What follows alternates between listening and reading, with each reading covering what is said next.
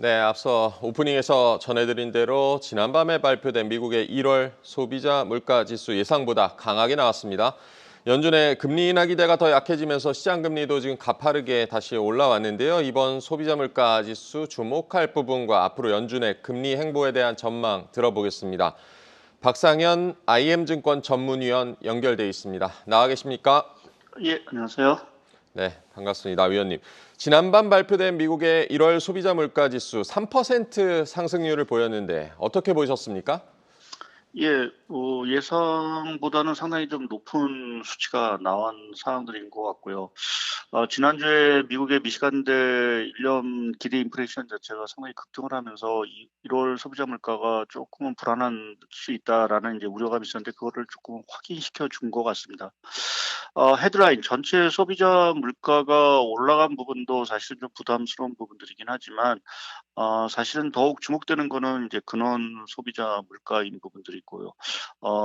시장 예상치를 조금 소폭 상회하는 또 전달에 비해서도 사실 좀 큰 폭으로 좀 올라온 부분들이어서 이 부분 자체가 좀 미 연준의 어떤 통화 정책이라든지 또 향후의 어떤 물가 흐름 자체가 좀 더 끈적거릴 수 있지 않겠느냐라는 좀 우려감을 좀 키운 부분들인 것 같습니다.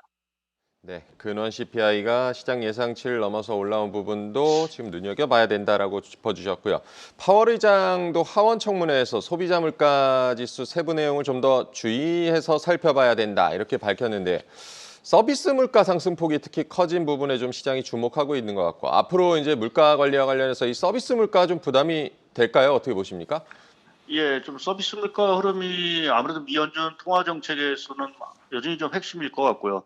요번에 전체 헤드라인 물가가 상승한 부분에서는 사실 뭐 유가 상승에 따른 뭐 에너지 가격이라든지 또 동절기 연료유 상승 이러한 것들과 더불어서 최근에 미국의 조류 인플루엔자 확산으로 인한 어떤 계란 가격 급등 자체가 사실은 이제 헤드라인 물가 상승에 큰 기여를 했기 때문에 이거는 사실은 좀 시차를 두고 이제 또 둔화가 될 수 있는 가능성이 상당히 크다라고 좀 보고 싶습니다. 반면에 이제 서비스 물가라는 부분 자체는 그런 어떤 계절성이나 어떤 특수성을 제외하고 움직이는 부분들이기 때문에 연준 입장에서는 사실은 이 서비스 물가의 어떤 그 확산세 자체를 조금 더 주시할 수밖에 없는 부분들인 것 같습니다. 미 연준에서 주목하고 있는 에너지와 임대료를 제외한 그 슈퍼코어 소비자 물가 자체도 1월 달에 사실은 큰 폭으로 좀 상승을 해서 미 연준으로 하여금 사실은 좀 부담감을 좀 주는 부분들이 좀 분명한 것 같습니다. 다만 좀 저희가 그래도 여러 가지 이제 지표 자체가 좀 불안한 부분들이 있긴 하지만 그래도 조금 이제 기대를 할 수 있는 부분 자체는 최근에 임대료라든지 이러한 것들이 전반적으로 하향 안정 추세를 좀 보이고 있어서 향후에 서비스 물가 자체가 1월과 같이 이제 큰 폭으로 올라갈지는 조금 미지수인 부분들이 있습니다. 그래서 향후에 그 부분에 대해서 연준이 조금은 지켜볼 가능성이 크다라고 좀 말씀드릴 수 있을 것 같습니다. 네, 연준이 앞으로 서비스 물가의 확장세를 주시할 것이다. 다만 그래도 임대료 하향 안정세는 눈여겨볼 만하다라고 짚어주셨습니다. 도널드 트럼프 미국 대통령이 곧 시행될 관세 조치와 함께 금리 인하가 진행돼야 된다. 이렇게 또 연준을 압박을 했는데요. 관세가 앞으로 이제 물가에 부담을 줄 가능성은 어떻게 보십니까? 예, 뭐 그 가능성은 여전히 열려 있다라고 좀 봐야 될 것 같고요. 지금 당장 지금 1개월간 유예됐던 멕시코라든지 이제 캐나다에 대한 관세 자체가 사실은 현실화될 수도 있고 이제 이렇게 됐을 때는 당연히 미국의 어떤 그 공급망이죠. 뭐 자동차라든지 자동차 부품에 대한 어떤 수입 물가 자체가 상당히 좀 커질 수도 있는 부분들이고 또 이제 앞서 뭐 계란 가격을 잠시 말씀을 드렸지만 멕시코에서 들여오는 이제 농산물이라든지 이러한 것들이 여전히 좀 많은 부분들이기 때문에 사실 이제 관세 부분 자체가 만약 강화된다라고 하면 미국 물가에는 사실 시차를 두고 이제 부담을 좀 줄 수밖에 없을 것 같습니다. 그래서 여전히 이제 관세 물론 이제 오늘도 이제 상호 관세와 관련돼서 자동차 부분은 뭐 제외할 수도 있다라는 얘기들이 나온 거로 봐서는 트럼프 대통령이 물가에도 신경을 쓰고 있는 어떤 하나의 어떤 징후로 사실은 좀 볼 수가 있는 부분들이어서 우리가 뭐 관세 정책에 따른 이제 물가 우려를 걱정은 하고는 있지만 사실은 조금 실제 관세 정책이 어느 강도로 이제 추진되느냐라는 부분 자체는 조금 시장이 좀 지켜봐야 되는 부분들이 아닌가 좀 생각을 하고 있습니다. 네, 실제 관세 정책의 강도를 체크해 봐야겠고요. 무엇보다 중요한 것은 앞으로 이제 연준의 행보일 텐데 CPI 발표 이후에 미국 국채 금리 다시 상승을 했고 연준의 금리 인하 전망도 올해 한 차례에 그칠 것이다 이렇게 후퇴하는 분위기인데요. 앞으로 연준의 금리 인하 시나리오는 어떻게 보십니까?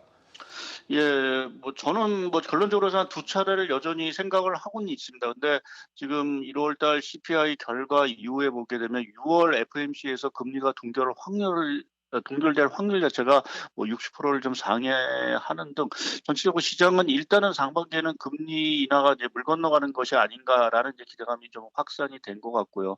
뭐 이러한 물가 기조 자체가 계속 진행이 된다라고 하면 연내 뭐 두 차례는 쉽지 않을 것 같고 뭐 한 차례 정도를 좀 기대해 볼 수는 있을 것 같습니다. 다만 앞서도 말씀드렸듯이 이제 트럼프 대통령의 관세 정책이 여전히 좀 변수인 부분들이고요. 트럼프 대통령이 정말 물가라든지 미국 경기 이러한 부분을 좀 생각하면서 관세의 어떤 속도라든지 또 유연성을 좀 발휘할 가능성도 여전히 있기 때문에 저희가 이제 관세 영향을 아마 체크할 수 있는 시기가 한 4월, 5월 정도가 되지 않을까라는 좀 판단을 하고 있어서 4, 5월에 나오는 물가 지표에 따라서 사실은 6월에 그 금리 인하 가능성 자체가 정말 동결이 될지 아니면 이제 인하 쪽으로 기울지라는 부분이 좀 결정이 되지 않을까 예상을 하고 있습니다. 네, 금리 인하 전망이 지금으로서는 후퇴하고 있지만 관세 정책이 변수가 될 것이다라고 강조를 해주셨습니다. 오늘 박상현 IM증권 전문위원과 얘기 나눠봤습니다. 고맙습니다. 예, 감사합니다. 계속해서 다양한 경제 이슈를 알고 싶다면 구독과 좋아요, 알림 설정 부탁드립니다. AI 캐스터 권미정이었습니다.